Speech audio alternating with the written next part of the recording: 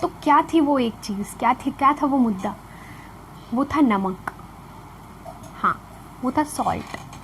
ठीक है, तो सॉल्ट मार्च के बारे में तुम सभी ने सुन रखा होगा, आज हम लोग उसी के बारे में फिर देखते हैं। ठीक है, तो देखो, it was the salt which was used by everyone, but the government had fixed tax even on salt.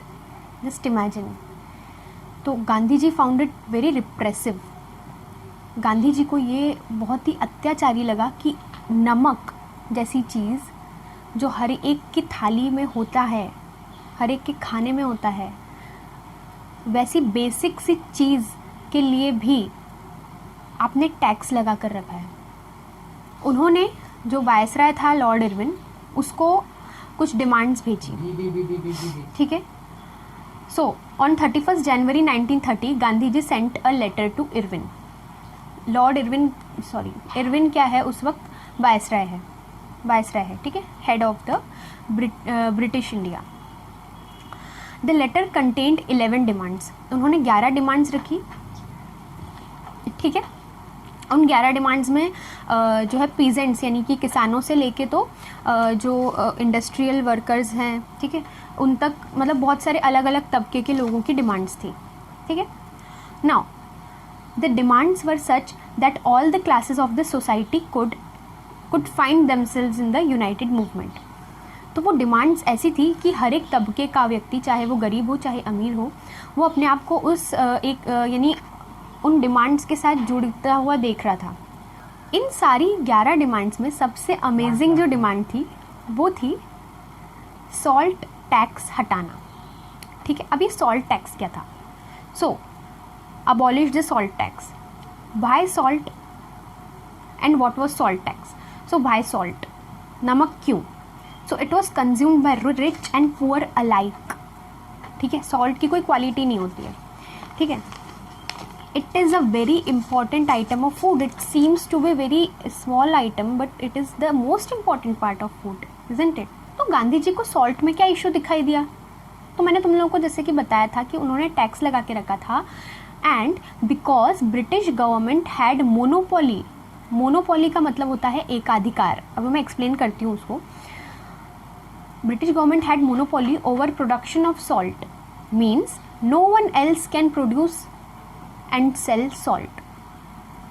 मतलब सॉल्ट जो है वो बनाने के लिए किसी को अधिकार नहीं था, केवल और केवल ब्रिटिशर्स जो है वो बना सकते थे सॉल्ट। तो मोनोपोली मतलब एकाधिकार, सिर्फ एक ही व्यक्ति का अधिकार होना, है ना? तो ऐसा तो है नहीं, किसी भी चीज़ में नहीं है अभी एकाधिकार, है ना? उस वक्त क्या था कि ब्रिटिश गवर्नमेंट का सॉल्ट बनाने पे एकाधिकार था, मोनोपोली थी। ठीक है, so tax on salt was taken. In fact जो इंडियंस थे वो पहले, यानी जो इंडियन मर्चेंट्स थे वो भी सॉल्ट बनाया करते थे और वो बिना टैक्स के मतलब बेचा जाता था। ठीक है, इनफैक्ट कई लोग तो फ्री में ही मतलब खुद बना के और खुद ही लेके जाते थे। So Gandhi ji thought it is the right of the Indians to produce salt and it should be actually free of cost for us. ठीक है, फ्री ऑफ कॉस्ट की चीज़ को आप टैक्स पे टैक्स ले रहे हो। It is one of the most अत्याचारी कानून एवर। ठीक है, इससे ज़्यादा अत्याचारी कानून कोई हो ही नहीं सकता। तो गांधी जी ने लॉर्ड इरविन को एक अल्टीमेटम दे दिया। अल्टीमेटम मतलब लास्ट वार्निंग। ओके, अगर डिमांड्स फुलफिल नहीं हुई, if the demands are not fulfilled till 11th March civil disobedience will be started. ठीक है, तो अगर 11 मार्च 1930 तक हमारी डिमांड्स पूरी नहीं होती हैं तो हम सिविल डिसोबीडियंस शुरू कर देंगे। ठीक है, अब ये कैसे एक्शन लेंगे, डिसोबे कैसे करेंगे वो देखना। But Irwin did not pay attention to the demands. Irwin ने डिमांड्स पे अटेंशन दिया ही नहीं। जो उन्होंने 11 डिमांड्स भेजी थी और जो स्पेशली जो ये हाईलाइटेड डिमांड थी सॉल्ट टैक्स वाली, वो तो सॉल्ट टैक्स वापस लो ये डिमांड थी, है ना, बट इस पर ध्यान नहीं दिया। सो अब पावर दिखा दी अपनी सिविल डिसोबीडियंस वाली। ठीक है, सो Mahatma Gandhi ji started his salt march या डांडी मार्च जिसको कहते हैं। डांडी मार्च क्यों कहते हैं? क्योंकि गांधी जी जो है वो लगभग 78 वॉलंटियर्स के साथ, ठीक है, साबरमती आश्रम, जो कि इनका साबरमती आश्रम था गुजरात में, ठीक है, वहाँ से 13 मार्च 1930 को शुरू करते हुए, ठीक है, लगभग 240 माइल्स 24 दिन के अंदर पैदल चलते हुए डांडी तक गए थे। डांडी जो है वो एक जगह है गुजरात के कोस्टल एरिया पे, ठीक है, समंदर के किनारे, ठीक है, और यहाँ पर 6 अप्रैल 1930 को पहुँचे, ठीक है। 24 दिन की ये जर्नी थी, 13 मार्च से शुरू करते हुए 6 अप्रैल तक। और वहाँ पे उन्होंने सॉल्ट लॉ क्या था कि कोई भी इंडियन सॉल्ट प्रोड्यूस नहीं कर सकता, सॉल्ट नहीं बना सकता। उन्होंने ये लॉ को वायलेट किया तो डिसओबे किया लॉ को, बराबर, उस कानून की अवज्ञा की, इसलिए ये सविनय अवज्ञा। यानी मैंने आपसे पहले ही बोला था ना कि आप मेरी डिमांड मान जाओ, लेकिन आपने मानी क्या? नहीं मानी ना, तो अब मैं फिर डिसओबे करूँगा, ठीक है। सो दिस इज कॉल्ड सविनय अवज्ञा, ठीक है, प्यार से डिसओबे करना। तो in the journey he met several other leaders like Sarojini Naidu was a very important leader, and he used to give speeches to people in which he told what Swaraj is and how non-violently we can defeat Britishers. So this was the salt law or salt march या डांडी मार्च, and ये बहुत ही एक मील का पत्थर कहा जाता है इसको, गांधी जी का जो पूरा जर्नी है ना इंडियन फ्रीडम स्ट्रगल में, उसमें, ठीक है। Now how was this different from non cooperation?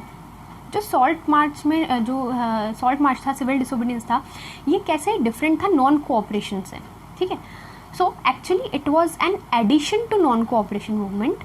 Now people not only had to non-cooperate but they also had to break the laws made by Britishers. So मुझे ना केवल boycott करना है चीज़ों को, लेकिन मुझे डिसोबे भी करना है. जिस तरीके से मैंने सॉल्ट लॉ को डिसोबे किया और बहुत बड़ी संख्या में जो है लोगों ने, ये डांडी मार्च जब हुआ था ना, तो बहुत सारे लोगों ने सॉल्ट वाटर को बॉयल करके सॉल्ट मैन्युफैक्चर किया. ठीक है. अब इसके जो इफ़ेक्ट्स थे, पॉजिटिव इफ़ेक्ट्स, वो काफ़ी सारे थे. So thousands of people broke salt law in different parts of the country. I mean जो भी कोस्टल पार्ट्स थे वहाँ पे. Salt was manufactured which was not allowed earlier for Indians. Foreign cloth boycotted, liquor shop picketed. देखो इसमें एक आएगा शब्द पिकेटेड. ठीक है. पिकेटेड का मतलब होता है कि ताला लगा देना. ठीक है. लिक्विड शॉप्स पे, लिक्विड मतलब कि शराब दारू की जो दुकान है उस पर ताले मार देना या उनको बाइकआउट करना. ठीक है. Peasants did not pay revenue. ठीक है. पीजेंट्स टैक्स नहीं पे कर रहे हैं. Forest people violated forest laws and collected wood and grazed cattle in reserve forests. ठीक है. तो ये क्या डिसोबे कर रहे हैं? फॉरेस्ट पीपल जो ट्राइबल्स हैं वो फॉरेस्ट लॉ को डिसोबे कर रहे हैं, है ना. कैसे? वुड कलेक्ट कर रहे हैं, अपने जानवरों को चरवाने ले जा रहे हैं. जो रिजर्व फॉरेस्ट है, रिजर्व मतलब नो इंडियंस कैन कम और no tribals can come in this forest, है ना. वो रिजर्व फॉरेस्ट कहलाते थे. कैल. Now what did the government do? So government ने कैसे रिएक्ट किया?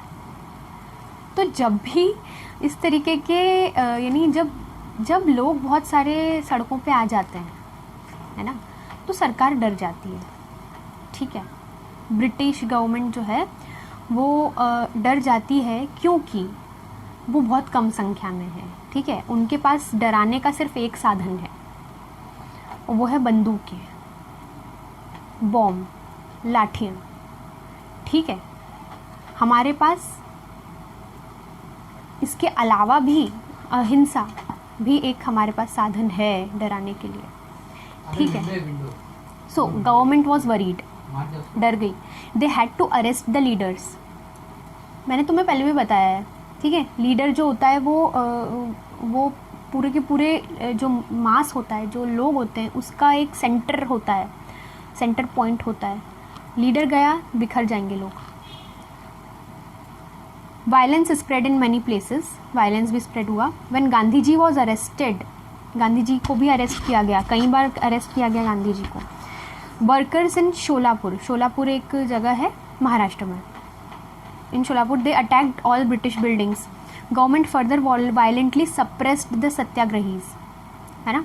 सो वायलेंस ही, मैंने क्या कहा, उनके पास सिर्फ एक ही साधन था, violence.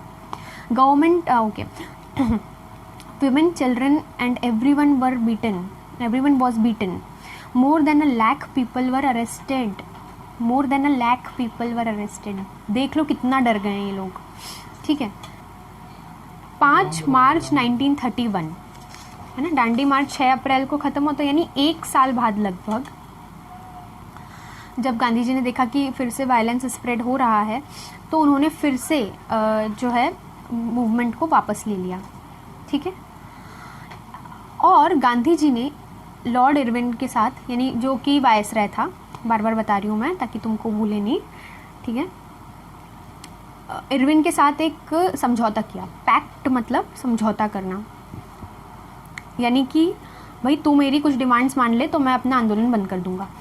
With Gandhi ji in London in the second round table conference. अब देखो यहाँ पे बहुत बड़ा धोखा होगा भारत के साथ, या गांधी जी के साथ। जो लंदन में सेकेंड राउंड टेबल कॉन्फ्रेंस हुई, वहाँ पे गांधी जी पहुँचते हैं, ठीक है, एक समझौता करने के लिए। तो समझौते में क्या कहा गया कि political prisoners will be freed from the jail. ठीक है, इस वक्त जो है हमारे भगत सिंह, सुखदेव और राजगुरु जी जो हैं वो भी जेल में हैं, ठीक है। सो गांधी जी ने उनके लिए भी जो है वो डिमांड की थी, तो पॉलिटिकल प्रिजनर्स को फ्री किया जाए जेल में से। Gandhi ji would have to stop his movements, है ना। इस साइड से डिमांड गई कि पॉलिटिकल प्रिजनर्स को फ्री करो, उधर से डिमांड आई, ठीक है, तुम अपने आंदोलन बंद कर दो।